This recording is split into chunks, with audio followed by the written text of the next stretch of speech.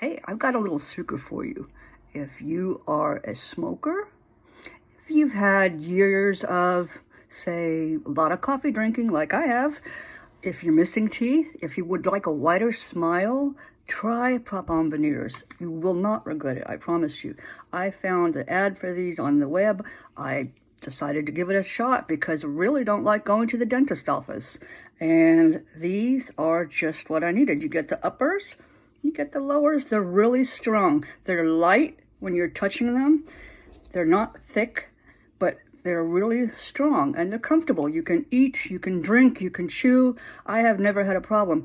I used to have to take out my partials in order to go out to lunch with someone. And now I put these in the morning. I can go the whole day. Watch this. Snap. Look at that on the bottom. Easy. And now I've got a white smile. I can talk, I can chew, I can eat, I can drink, anything.